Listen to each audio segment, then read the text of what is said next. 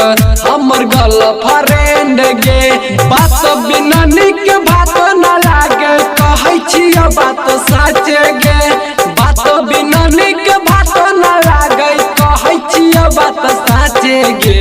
राकेश लाल के गाना बजै छै डीजे पे जाय के नाचे रे। राकेश लाल के गाना बजै छै डीजे पे जाय के नाचे रे। डीजे पे जाय के नाचे रे राकेश लाल के गाना बजै छै डीजे पे जाय के नाचे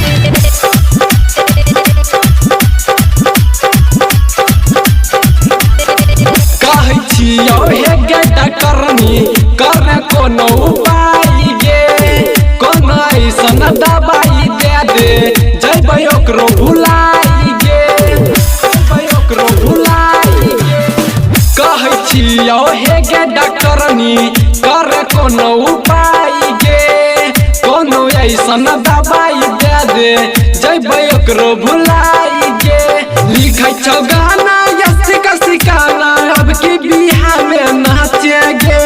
लिखै छौ गाना सिकाना अब की बिहार में नाचे गे। राकेश लाल के गाना बजै छै डीजे पे जाय के नाचे रे। राकेश लाल के गाना बजै छै डीजे पे जाय के नाचे रे।